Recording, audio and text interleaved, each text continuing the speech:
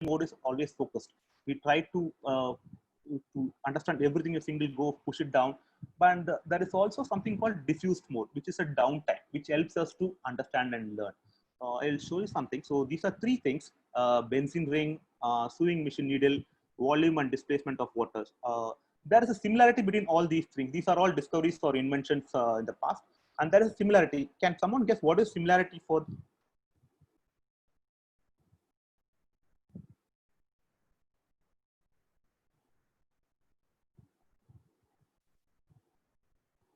Hello. Were all of them accidental discoveries? Yeah, all of them are all. It's not exact or accidental true, but everything was in a downtime sort of one. For example, benzene ring, the inventor was not able to find how we can link six carbons together, because carbons will have four bonds across them, and how can we link it over that? He was not able to find it out. While he was sleeping, he dreamt of a snake biting its own tail over here.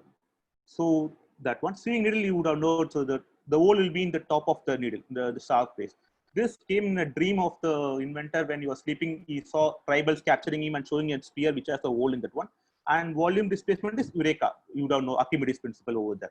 So all of them came up in the downtime. So when they have took the focus out of the problem, what they are solving, and taking a relaxed mode, so your subconscious works in the background always. So if you're trying to learn something, you're trying to understand something. So it's not only practice.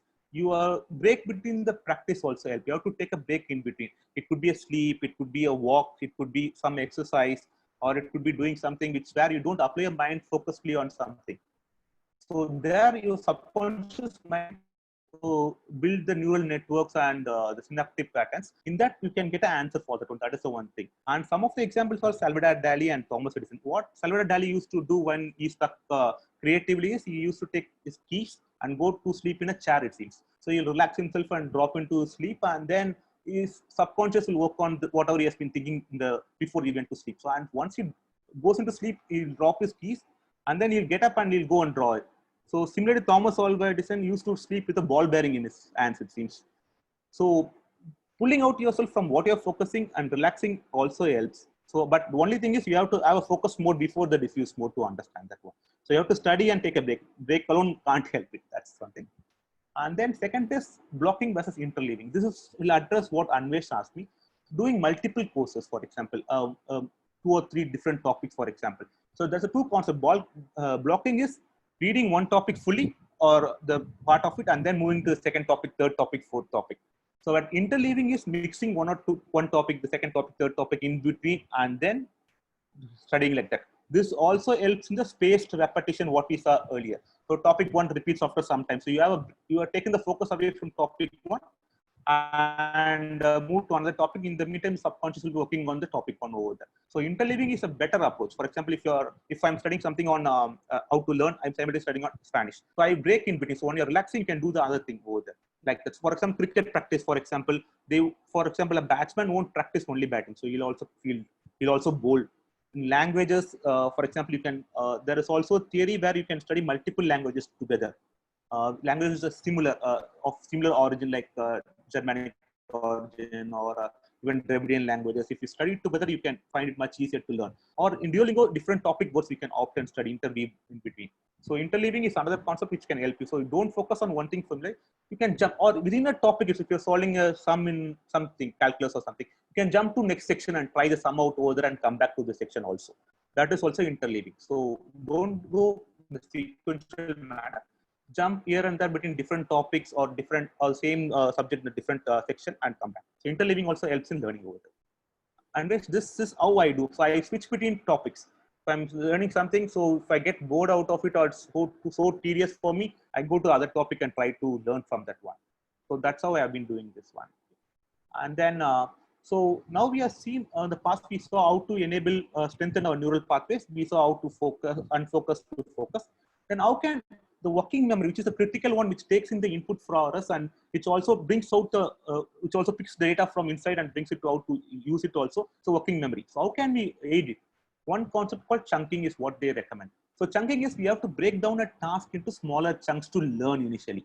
So for example, we saw on the day that I'm not into music. I have no clues on that one. What Danish was saying, notes make chords and the chords make tune, for example. So for example, a person like me, when he's trying to understand the music or something, I can break it into notes first. So this note is this, and then that's a chunk for me. So I'll remember that. And then the accumulation of notes is chord. So once you broken down the information what you're taking learning into chunks, it's easier to understand and process it and remember it.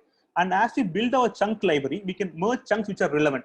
For example, when you're cycling, for example, you'd have tried to balance separately initially, pedal separately initially, and then hold the steering bar separately. So these are three different chunks which are going inside. After a point, what happens? These three merge together and form a single chunk.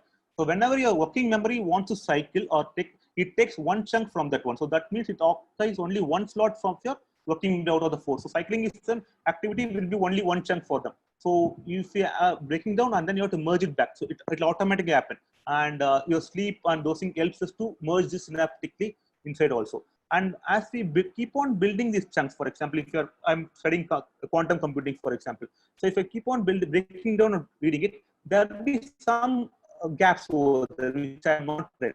But if I have built the overall one, some gaps, the overall picture I can get it, and it will be much easier for me to fill that gap also. So learning in chunks, breaking down and learning in parts, and remembering and then linking them helps in that one. And also another thing, what chunks can help is, for example, similar languages, Spanish and Portuguese. If I'm learning, so I can relate the similar words in Spanish and Portuguese, and I can use a chunk of Spanish for learning Portuguese. So it can be used for a different domain also. For example, I did a course on archaeoastronomy. So in archaeology, people found out constructions in Incas and Egyptian pyramids and all built in line with astronomy. So this chunk of the astronomy, what they have learned, and archaeology were merged together to form a new domain itself. So that we can merge that like that. So that is chunking. And then, so always memory is in meaning. So whatever way of input you are taking, it's visual or kinesthetic or auditory. So we don't remember it as that visual cue or auditory cue. We remember it as a meaning inside that one. So we need to understand it. So can we make a chunk without meaning? We can make a chunk without meaning, but to store it and retrieve it may be difficult for us. And it won't fit into the zigzag puzzle, what you're seeing like that. It won't fit properly. So understanding the meaning is much better for us. And so the example what I given is, they did a study among chess players. So what they did was they showed a picture of a game in progress and asked them to remember the positions of the chess pieces. So depending on, so a person who's expert in chess were able to recall more number of chess pieces positions compared to a novice who started to learn over there. And this was consistent across more studies, so that experts were able to recall more pieces. Then what they did was they randomly positioned the pieces. It was not a game in progress, it was randomly placed, and it was given for the experts and novices. This time, both of them are able to recollect the same number, almost same number of pieces, positions. So what it says is, even the experts, though are experts, they don't have superior memory, only they have understanding of the game. So if they know what the game and the meaning of it, they can recall the positions of the pieces over there. If it is random order, it is as similar as a novice over there. So brain stores information as meaning. So anything what you're trying to learn, try to understand the meaning and then process it. So that will be helpful for us. Okay. And learning has certain barriers. So how can we overcome the barriers? The first and foremost one which I face, and I think most of us face, is procrastination. So we try to postpone whatever we are doing to a later time. So we can do it later. We can study this part later. Or if I have to go for a practice for cricket or learning Spanish or improv session, we try to postpone it. So why do we do it? Is certain. So when we associate the end result, the product or the goal, what you're achieving it with a pain point in our brain, so it causes some inconvenience to us. So what we do is we try to temporarily push it and do something which is more rewarding at the point in time. We go into social media or a game, play a game or something to divert our mind from the pain and avoid that one. So though it may reward us temporarily, in the long run it may affect us. So this will maybe detrimental to our learning process. So what can we do? So one of the process what people practice is called Pomodoro technique. So it is a simple technique where they keep a timer and they do the work. So what it does is you need not worry about the end result. So for example, if I have to write an article, for example, or write a poem or something, or write 1,000 words. So I won't look at the end result. I'll think about doing the work for 25 minutes or 20 minutes, depending upon your convenience, 15 minutes or something. And then I'll write it without looking at the end result. So if I don't look at the goal, the pain points are not erased. I'm just doing the process, not looking at the end product. So then take a break after 20 minutes, and then you can, on the break, you can reward yourself with TV or a game or accessing social media or whatever you want, have a good cup of coffee, and then come back again to this one. So this process helps us to avoid procrastination. So you avoid the pain point what is created by the thinking about the end result. You just think about the process. So I'll do this for 25 minutes and then I'll take a break. I'm not looking at completing the assignment. I'm not looking at completing the complete session of Spanish lessons or complete improv, reading something on improv, complete reading 1,000 pages. So I take a break from that and looking at the process only. I'll read for 20 minutes. Whatever I can do, I'll do. So this helps. So this is called Pomodoro because in Italy, Pomodoro means tomato. And the founder used a timer in shape of tomato. So that's the reason called Pomodoro technique. And then, so I talked about rewards over there. So you can reward yourself.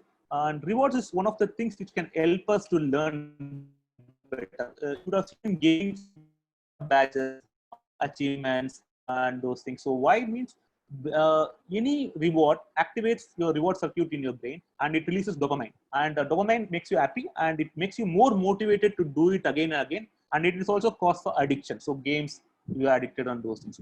But you also sometimes what happens, too much of rewards will not make you happy over. After a point, the happiness fades away. For example, I'm in a couple of WhatsApp groups in the Coursera thing. So one person voiced it saying, earlier when I started out, this getting the certificate was a thrill for me. So I used to get the certificate. That's a reward for him at the point. So I used to get the certificate, post it in Facebook. There will be likes. People appreciate me. After a point, he is done from 3-4 now. So after a point, what happens? It becomes like he's not learning for the sake of learning, but he's learning for the certificate. He was asking how can he come out of it. It was a social psychology group over there. So he was trying to understand why this mindset of pleasing people, and now he is not even learning for sake of learning. So rewards help, but too much of rewards or too much of frivolous rewards doesn't help. And the rewards, when I'm talking about rewards, it need not be monetary, it need not be big. It could be a symbolic reward also. For example, the Sachin Tendulkar and 1 rupee coin, you'd have heard about it. When Sachin was a young chap practicing, his coach used to keep a 1 rupee coin on the stumps. And if he bats out throughout the session without getting bowled, he can take that 1 rupee coin. So Sachin has collected and kept the coins with him. So he has not spent it, he has collected it. It gives a pride over there. So his pride to motivated him to do it. So rewards help. So Duolingo badges, Coursera certificates also some sort of rewards for us. So rewards also helps us, but don't do it too much for the rewards alone. It's the one point what we have to emphasize. And coming to other barrier, one of the barriers is imposter syndrome. So if you look at the diagram, so when we are in a group, for example, we are doing something on poetry, for example. In poetry, I felt that I didn't know anything. So people around me are much more expert in that one. So what I know is very small. What others people know around me about poetry was much more than what I know. So I felt like an imposter in that group. So what am I doing here? So I don't even fit into this crowd. So should I be here or I'm acting over there? That sort of thing which comes in. I think this comes to most of the people because which is not true. So most of the time what happens, what we know and what others know are similar sizes. Maybe in aggregation or in synergic value, they may know more than us. That's what will happen. So in reality, this is the case. So what is a remedy to come out of this imposter syndrome is, in social psychology, we have a concept of bystander effect. For example, when the accident or something happens and we are bystanders for that one, the tendency of the people to help the victim is much lower. And this goes down further, the tendency to help when there are a lot more people, lot more bystander along with us. And so when the person is alone, he tends to help the victim. If there are 10 people, 20 people, the tendency to help goes down. But if we come to understand the bystander, if a person is aware of the bystander effect, his tendency to help the person or affected victim is much more. Similarly, imposter syndrome is something where if we are aware of the syndrome, so if we know there's a syndrome like this and we are not alone in this world, which have limited knowledge, everyone is in the process of learning. This helps. So if you are a group setup in a classroom or you are in a poetry session or improv session where you are learning, you come out of the imposter. So you understand that people around you are not, there may be experts, one or two experts, but all of them are not experts. So there are people at the same level, there are people at below level also. So come out of it and try to learn the open mind. Don't feel that we don't fit in over there and we are an outsider over there. So we are part of the group and we can learn more in that way. And the next one is illusion of competence. I love this graph actually. This is our confidence, knowledge and field. So when we start, knowledge is low, and this is the Dunningham chart, so low. But as we go up, as we know certain things, we think we know everything, and then as we know more, this drops, and it's a plateau, and then it increases as the knowledge goes up. So this point where I think I know everything with a limited knowledge in the field is the illusion of competence. So I've learned certain thing in the subject and I think I know everything. So that is a problem what most of us face, and this stops us from learning more. So this will prevent us from understanding more things, being open to things. They will set a mental block for us to understand and those things. How can we come out of it? So you practice, and testing ourselves is the remedy for this one. Some of the tools are recall.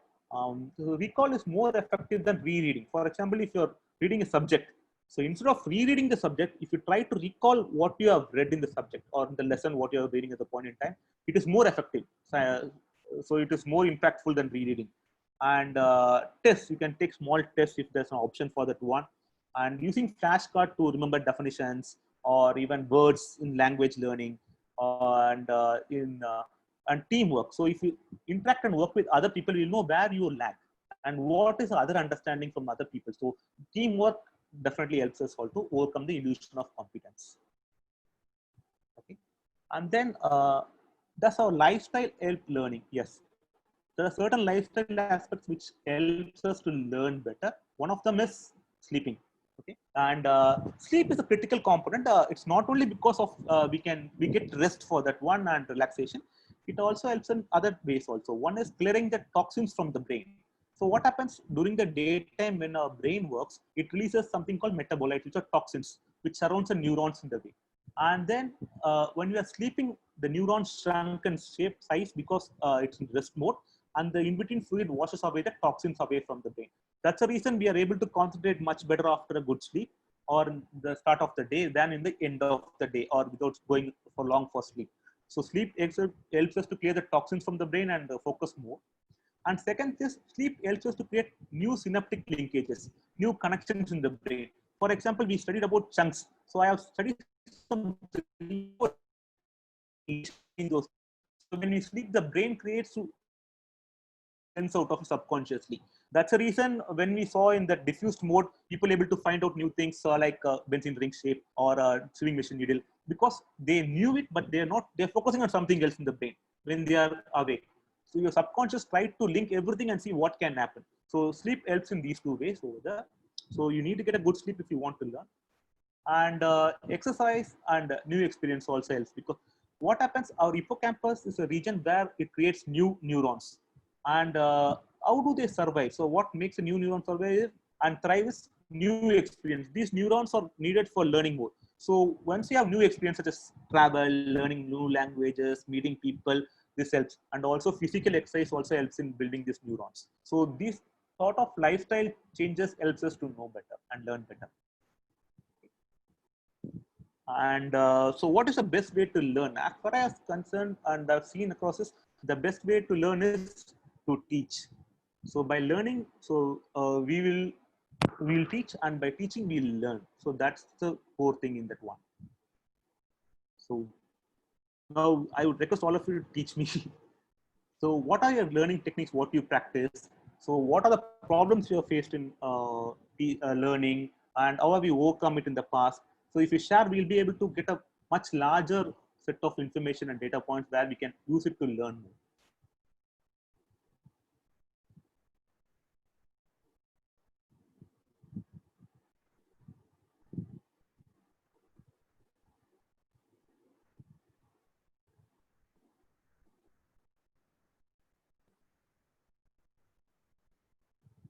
Anvesh? Yeah, bro. Uh, I'm hearing, yeah. Yeah, No, okay. I'm just wondering, like all my life, my learning was rote. Okay. And So it was not recalling; it was rereading and all those archaic things. So I like whatever you have said. I don't think I could add anything. But yeah, the Pomodoro thing I tried.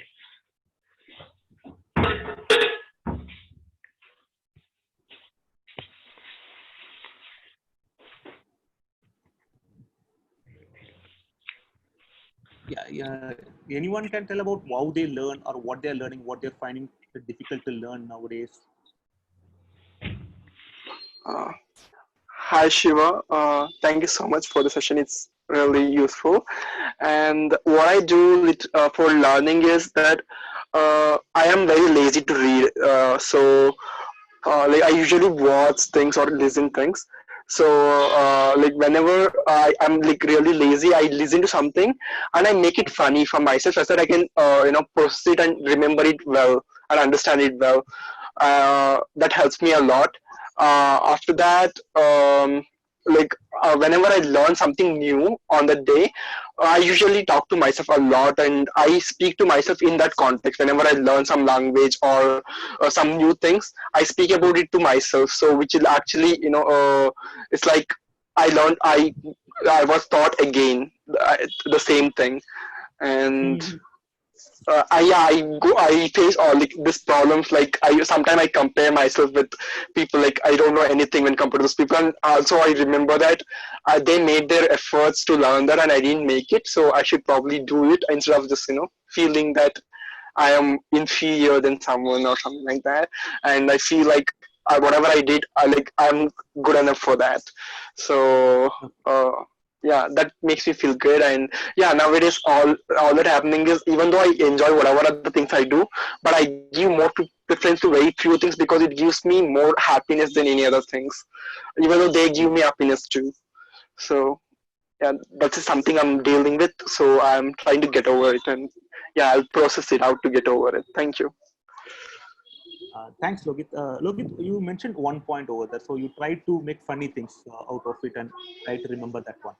Yeah. So that is also another way of learning. So we can create imagery. For example, mnemonics, for example, or you can use an analogy or metaphor. So you can create some other thing for that.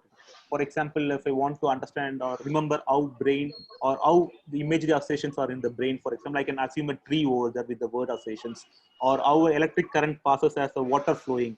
So you assuming or imagining things, more the funnier, you will remember it better. For example, your mind palace work on that way. So you imagine and store things in the mind palace in that way. For example, your house, you'll imagine. For example, you have to remember 3, 4 things or objects. You imagine in the house or to that, and you place them in a funny position or funny way and try to remember that one.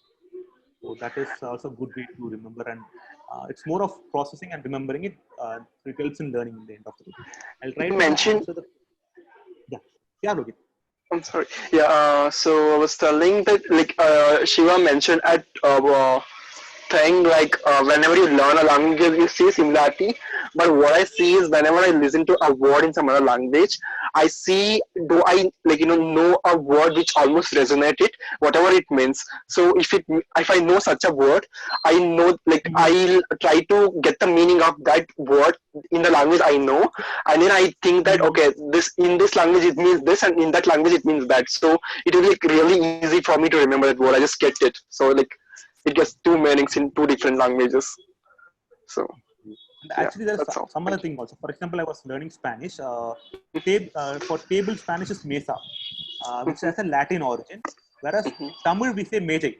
Actually, the Mhm, Tamil word for table is same as a Spanish word for table. So they both mhm, have Latin origins, which I have mhm. never even imagined in life the Tamil word will have a Latin origin. So now I'm searching for the Tamil actual word for table. So it happens sometimes. And I'll just say, Josephine has asked, did you try the Pomodoro technique, Shiva? Okay. I have not tried the Pomodoro technique as it is, but I fix time, for example. If I start a course or something, or if I'm studying a session or something, I'll try to do it for half an hour or something. I'll tell myself that I'll stop it here and I'll switch to the next session or next subject over there to motivate me to go out. So I have not done it as a Pomodoro, but I have tried this in a different way. So I've been trying to keep a time limit for me to learn. You'll finish this in this time. Then we'll move on to this one sort of thing. Then Aman, I have a question. I Okay. have been trying to learn Just a Spanish. I have question learned. here. Sorry, Thanks Josie. for the sharing of everything. It's very interesting. And I wanted to know for the technique where you split it in different action with a limited time. How do you motivate yourself to get focused? Because this is the toughest part, I think, for me. That is the toughest part. See, what happens is mostly I understand and try to read about or learn about things which is interest me. So I have always had an interest in psychology. So when I was doing social psychology, it was a revelation. So I'll recommend that course to everyone. There's a course in Coursera. It's a free course, social psychology, by a professor called Scott Ploss. It's very interesting. So it is both ways, both your interest as well as the material or aspect what you are learning. This is another point what I wanted to tell also. The learning need not be a single source learning. It could be multimodal. For example, if I'm learning something, I need not take it from the single source. For Spanish, for example, I'm doing earlier. I studied French in my school days. My 11th, 12th, my second language was French. But what I used to do is I'll write in English, put apostrophe over A, E, U, and all. That's what I used to do. That's what I learned also. After that, I always wanted to learn French, and I used to go to Duolingo. I'll buy some books, try to read. It never materialized. So that was one thing what happened. But Spanish, after Naren's class, I tried to read, and I also done half of this course at the point in time. So what I have done is I tried multimodal approach. So I besides Duolingo, I also went to YouTube. I took out nursery rhymes. I studied nursery rhymes over there. It's quite interesting actually. It keeps us engaged. When you're doing something else, play the nursery rhyme and do. So also the input, besides your interest, what the source of information you are taking should also help you to focus. Make it more fun. And I also joined another course on Spanish in Coursera, but I've not done it properly. But this nursery rhymes or YouTube, there's plenty of information. So when I was studying the long back, so we don't have so much information. Now there's a lot of source of information, which is at different level. There could be a professional level information. There could also be a kid level information. So depending, you can use a better source to help you to focus, whichever helps you. That is one thing what I can recommend. All right, thanks. Okay, Aman has asked the Spanish, how I can learn. Okay, language learning, what they say is practice makes perfect. So you need to find a language parent. Is one of the advice I have seen across where we have done. So you should try to find a person whom you can speak and practice. And the person should not evaluate you, you should help you, guide you, and you should try to answer back to you. That helps in talking phrases and those things. What I have tried to learn Spanish is, one thing is Duolingo, which I have tried. And second thing is YouTube videos, both at the learn Spanish language level. Also, you can try, for example, if you want to birds and those things are basic things, you can try nursery rhymes. And next, what I have planned is to go for books, Spanish children books, and try to learn and find out. But the best way is to speak to a native or a person who knows the language is what everyone recommends. As you speak, you try to understand. You need not speak fluently. So even if, for example, if I want to go and uh, go to drink water drink could also be enough for us to communicate to them. And as we speak with them and as they reply, we learn better. So for you, the direction could be you can try Spanish books, any online children's books or something to read and understand, and then find a language parent is another thing what I could recommend for you. And practice with more reward. So thanks, Jharna. Also, I think music can be a great resource to learn new languages. Like, Can you be louder? I'm not able to hear. Sorry. yeah, can you hear me now? Yeah, better. Yeah, so what I was telling is, music is a great resource to learn. So, Yeah. especially songs in a foreign language. Recently I've been following K-pop, so even if I My daughter don't does it. know, Yeah. yeah, so if I don't BTS, some Blackpink. yes, so even though I did not know Korean, like after I started listening to the songs, after you start listening to songs and if you like them, you become curious about their meanings.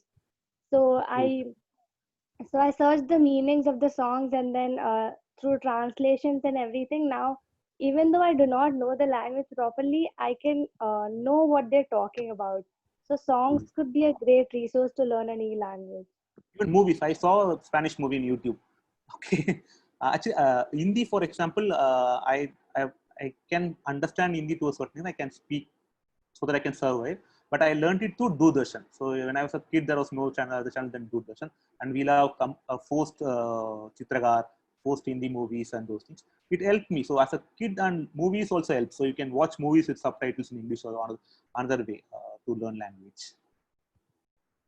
Yeah, Jarna, it'd be helpful if you can share the kids' nursery rhymes and short stories. Be helpful for Sure. me.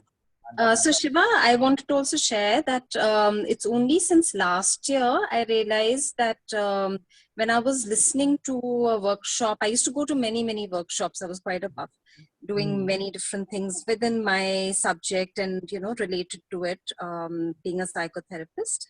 And but every time I did do that, because I was always a facilitator too of different workshops, I was learning from the facilitator. I realize now, only facilitator skills, not so much the topic that I had gone for. But if I liked a facilitator, I'd end up focusing too much on the facilitation, whether it was the sense of humor, whether it was the way he included people, or the oration, whatever. And I realized that I didn't get that much from the topic itself. And last year I started facilitating this group where at home, a group of parents from the school that came, and we were talking about, you know, various things. And I thought I will facilitate all the sessions because I've been doing that before. And as I felt one or two people keenly interested on a certain topic, and it was just, you know, sort of talked about or mentioned briefly, I would suggest that they would go home and take it up and then bring it up as a co-facilitator. And then I realized as they came on board that I started diffusing somehow from the role of even facilitator and a co-facilitator, and I ended up really feeling like a participant, which means that I wasn't even critically looking at their facilitation, knowing they are new. And I was completely like a zero on that topic, whether it was a topic of my expertise or not. I was able to do something. I'm not sure what technique, because I didn't see all your seminar from the start, but I felt you have touched upon it today. I don't know what I did, and I was able to like completely come out of my own profession or my own role there. And all of last year, what I learned from all these people is what I feel has really made a huge shift this year in me. And I've been thanking all of them. But at the same time, I realized there was a huge shift in me already when I, within my house, having to do the facilitation, I de-rolled and took on the topic as completely, I don't know, and I'm going to learn. So somehow, I don't know if it is a work on ego or a work on, you know, feeling completely curious, a combination of all of that, you know, not thinking what I know already and what else I can get in terms of facilitation, but really from the topic, coming from a point of zero and wanting to just absorb it like a child. Something like that is what I feel has made a shift in my learning and absorption of, you know. Actually, being like a child helps. So that if you see the children learn faster, anything, language or subjects, they're able to grasp something because they're a clean blank slate. So they are open to make mistakes. They don't have the illusion of competence over there. And there is something called mental block. So if I know something and something contradicts with that, so I try to block that one. I will not believe in that one. Those things are not present to children. So this helps them to learn better and also grasp more things. So they are like a blank sheet of paper wherever you can draw anything in that one. It will observe everything, the language, a skill. So that's the reason you have to start. They say you can start much earlier, music or languages, but you're never old. So if you don't kill your curiosity, you are a child still. So Yeah. that's what I'm trying. Thank Ansela, thanks, Tara. Thanks a lot for that. Yeah, Ansela. So, what are the problems you face, or how do you overcome? Because you're still a student. So, how do you learn? So, is there anything new which people do nowadays? Because we are all old school. I'm not sure what how college and how students approach learning nowadays? Oh, I guess like I haven't faced that much problem yet, but like whenever I'm in group, right? Whenever I'm with people who also have to focus, like when I have people around me, that time I'm able to focus more. Like when we are all working towards one motive together. So, so like if one person doesn't understand, the other person will somehow like try to grasp the topic and then teach the other person and make them understand. Like that's how it's been in my college life till now. Actually, the group setting helps a lot. Yeah, exactly. So like most of my exams also, like I have always spent a few hours in group study before going for the exam, and it has like helped me a lot because we go to topics that I wouldn't have gone on my own. Like we go through questions and topics, and sometimes exactly the same topics would have come up, and like those discussions would have helped me out a lot. So group also brings a different perspective, so we can understand a person how they are. For some same problem could be looked at a different point of view also. So those way also groups help in that one. True. Yes, yeah. Shreya, any points from you, Shreya? Anything which we can learn from you? Yeah, can you guys hear me? Yeah. Okay, cool. So I feel like group study, in my opinion, I prefer doing it as a revision rather than like a preferred method of learning. Uh, unless I'm learning languages, in which case I find that practicing with the group makes it better. But what I find really helpful, and I think you had mentioned that also, is the system of like rewards. So like if I get through this one chapter, I will give myself like a reward of like maybe one Netflix episode or something. But So it doesn't stop that's at one. sorry. But it never stops at one. That is a problem. Yeah, true. But like I find that rewarding and breaking into chunks is what I find particularly helpful. Also, I like to just keep myself motivated throughout. I would find out more about how the topic applies in real life. So, for example, if I'm learning something about science, which is what my course deals with, I would go and look up YouTube videos of what it is actually in real life. And obviously, my course will be at like a basic level. It won't be directly related to that stuff immediately, but since it's the basic fundamental of it, I would sort of be more interested in learning it, because I've seen what the applications of it could be. True. Good. Thanks.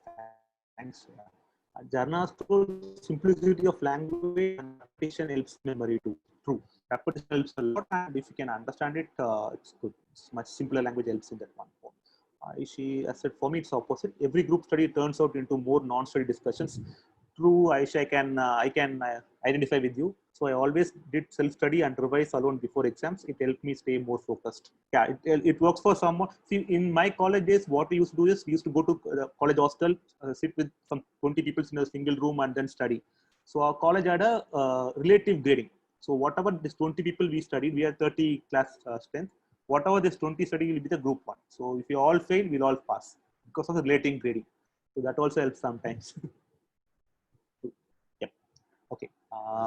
See, one more thing, what I have found from learning is if you learn something, it is not only focused on that particular subject, what it could be other things or other domains in life also. Improv, for example, has taught me a couple of things which is very good, which I can apply in my professional life or personal life also. One thing is always say yes and. So if someone is offering you something or telling you something, don't give a negative response. You can say yes and then continue to the point, add on to the point. That helps in life and also in professional life. Another point what improv taught me is always give your partner an offer and make the partner look good. So along with you. This applies in your personal life, your spouse or your parents, whoever is there, you can make them look good, make them feel good. Even official things you can give them of a better offer and make them look good is what I believe. So learning is of a subject is not only to subject. Even as I said in archaeoastrology, It's not only astronomy. It's not only for astronomy. You can combine two subjects together. Learning from one can be taken into other one. And today's age, this is the best period of time in the whole of history for learning. So we have information access at the touch of a finger. There's so many sources from where we can learn. So when I started my career, I've been throughout my life, I've been market research. So I wanted to find something internet at the nascent stage at the point of time when I started 2000. Okay, so we will have files. So for each subject, we'll have one file. Cement will have one file. Construction industry will have another file. Aluminium another file. FMCG another file. So there is a person called librarian who files things from newspaper and business magazines and things. So we'll go to that file, access that, take it, hard copy files, and search for information that one and build it. But nowadays, everything is in the fingertips. So you can learn a lot of opportunities learn over there. We should utilize it. So there are so many things. Even if you can't imagine, it's available over there. So that's a good thing what we can do. And is there any other question, or else we can wrap the session? Jarna, good pianists say running every AM helps them playing better piano than simply practicing piano. True. Jarna, can you explain that one? Good pianist say running every AM. So I was reading somewhere that, you know, people who are like really successful in one field tend to take on something completely different and unrelated, call it a hobby, and those people in the research seemed to just function better, not only in their field of expertise, but also are healthier, you know, with better well-being. And as opposed to those who are also experts, but just tend to be one focused, like just playing piano all day long, if you're a pianist, for example, and not having any other kind of outlet, which is completely like different. So yeah, I mean, like, I guess running just, you know, takes your mind off the piano or whatever. And as I said with my son, you know, he was playing a lot of chess, and then when he started playing piano, it helped his chess rating. And similarly, at one point, he was just playing a lot of piano. And that, you know, he came to a point of not feeling so creative. And then he started playing chess again, and that helped his piano, vice versa. And similar, like, you know, many people, it's like cuts you off from just doing one thing, whether it's a head stuff or a physical stuff. So a lot of sportsmen, they, you know, tend to then do something else, which is probably either creative or mental. So something to do with mental, creative, and physical. So if you're a physical orientated person, or that's your expertise, then doing something mental. If you're a mentally orientated person, then doing something physical or creative, like that. A completely different kind of outlet. Very good. Thanks, Jarna. And this point we discuss interleaving. So mixing two subjects together in between and learning is what we discussed. We have been cricket players doing other things like soccer and those things in between the practice. That also helps. Can I just add to it? So the school system that my kids go to is an alternative system called the Waldorf, and they believe in the head, heart, and will. So the will forces comes from the physicality. And so the 0 to 7 years, as opposed to other normal mainstream regular schooling system, the 0 to 7 years is focused just on physical activity. And everything to do with the will later in life. Like you said, you know, you might have a passion for something like Spanish, and you might feel really good as you're learning it. But ultimately what helps is motivation and willpower and will force. And a lot of us don't tend to have it coming from mainstream. And we have to really cultivate it, be mindful, work on it, and it's always lacking. But this school system focuses on the will force first. So there's nothing intellectually done at all. And if you look at all the very forward European countries such as Sweden, Norway, and so on and so forth, they also have a similar thing. They don't do reading and writing before the age of 7. And they do other activities like that. And then 7 to 14 is all about feelings and emotions and creativity. And then 14 onwards, they set off to pursue proper intellectual activities. So I have also noted that people who've started intellectual activities out of interest after 14 have managed to cover those 7 years gap in just 2 years and 3 years, and given their GCSE or their boards, and are now engineers and so on and so forth, those who didn't have the, you know, say even means to go to schooling. So somehow the intellectual activity actually starts at 14. And you can work through any barriers that you have had in the past if the will forces are strong from 0 to 7, and the emotions are also, emotional well-being is also maintained. So yeah, I think it's a combination of all the three: the thinking, feeling, and the willing. Thanks, Jana. Thanks for that. Thanks. Any other queries or any other points you want to share with us? Anyone? Okay. I have something. Yeah. So I see, like every time we have a session, at the end of the day, it seems that we are relying on either willpower or motivation, which are exhaustible. Like it just goes away, and it also is, what do you say? It cannot be fixed. Like each day would be different. So that's why in some sessions on productivity we focus on habit building, which like if we sandwich a new thing which you try, like 5 push-ups between brushing your teeth and then taking a shower, and you just slowly cement it, then it becomes a habit, and every day you do 5 push-ups or 10, you can gradually increase. But then you're not relying on like I have to do push-ups, so that doesn't happen. It doesn't become a chore, and that's very important, I feel. And same goes like if there's an element of fun, if there is gamification, and if there are people who are like-minded around it, it won't be an errand ever. Like that didn't happen in my engineering college, so that's why I struggled a lot learning stuff. But what Jhanna said, the concept of how they progress, that's pretty nice. But can we apply it on the sessions which we do? Maybe yes, or which we are working. If you have any ideas where we can apply right now in whatever point we have, if anybody has any ideas, it's really cool. Else we obviously this is not the end of the conversation. We just initiated it. We can always carry this conversation in the group itself. So yeah. So biographically speaking, Anvesh, it is very interesting you're talking about habits here. I did want to point out that habits that are ingrained in the cells of our body, where we don't have to think about, are kind of cemented, fortunately or unfortunately, by the age of 14. So 7 to 14, the habits that are inculcated by obviously our parents or our society or the circumstances or schools, whatever you want to, kind of give the credit to, and yourself, that is usually what will not take an effort later in life. And like you said, if you can change habits or if you can work on habits, it will always be hard work. But then we also know that hard work is easier when you are enjoying and having fun.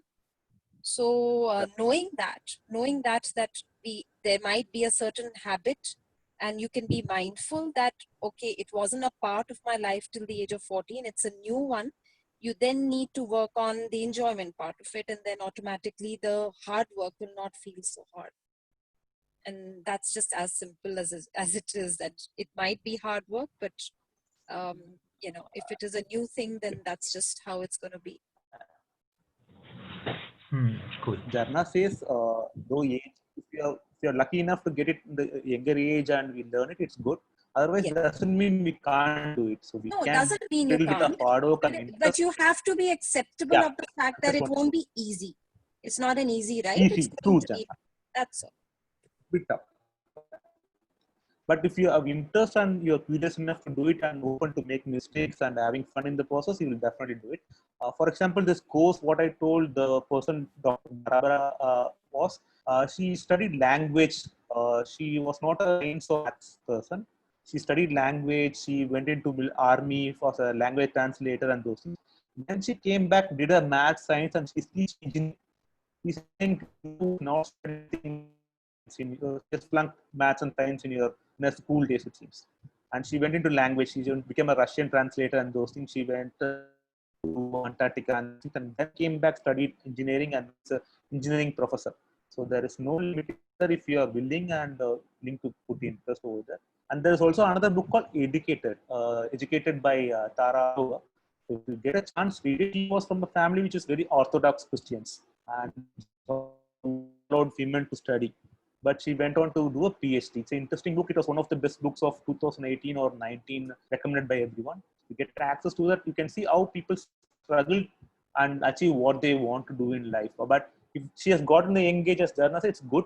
But unfortunately, if you're not, but there's always a chance if you're willing to take the risk and you're interested and curious. Thanks a lot, Jarna, for that. Anvesh, I'm done. If anyone wants to share, or if anyone has this document with the group, so you can as a reference material. At any point in time, you have any queries or anything, you can buzz me on WhatsApp or you can write to me. No issues on that one. And thanks a lot for attending it patiently and listening to me boring monologue for some time. Thanks for that. Over to you, Anvesh. Oh, thank you so much, Shiva. It was really rich. I always wanted to do that course. I started doing it on Coursera, but then I couldn't complete like a lot of things in my life. I start and I leave middle. Learning how to learn. But now you have finished it and you concised it for us. So and you will share the PPT. I'm really thankful to you. And also the books and all. Please drop the names of it in the WhatsApp group for others to have a reference. Okay. Yeah, that's about it. And thank you guys for joining this session. Today's day 89. And yeah, I'll share the feedback form. Please do give your feedback. What kind? Pardon?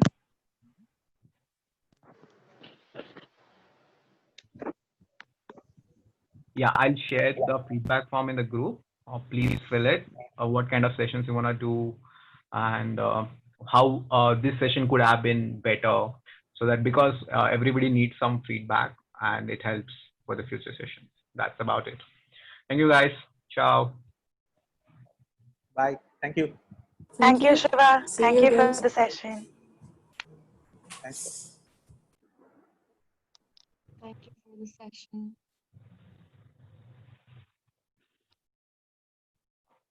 Ayushi, stay back.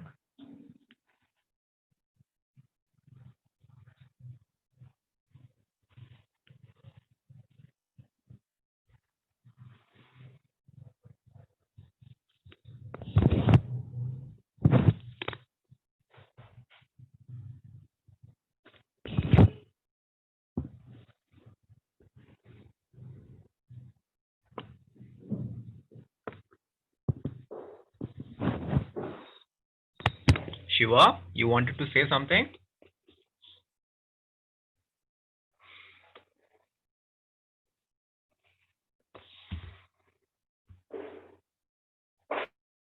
Shiva, you wanted to say something?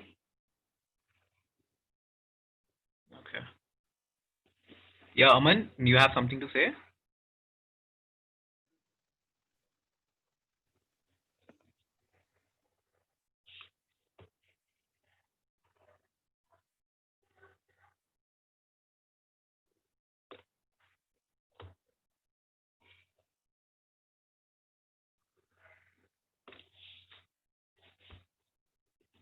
Okay.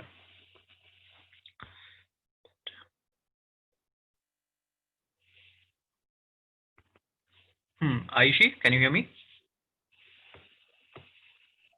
Yes. Yeah. So you were there, right? You attended the entire session. Like, you saw how things function normally in 1 hour, 1.5 hours. Yes.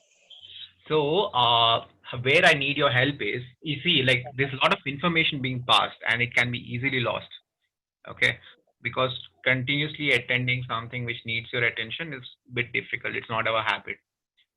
So, like, Yeah. if you capture something, like he suggested a book, he might not have time to type it. You put it in the comments. And if he shares some links, references, you put it in the link. You put the feedback form, which I would prepare now. I'll show it to you. And other stuff is anybody who comes late, right? Like 5-10 minutes. So you can create a small synopsis what all has happened, so that the person who joined would straightly catch it up.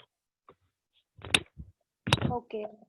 So these are the few things which you need to do while managing the event. Yes.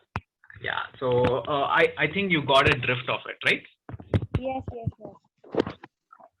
So tomorrow we would have a session on Socratic circle. It's a different kind of thing. So you would get a bit better picture. Cool.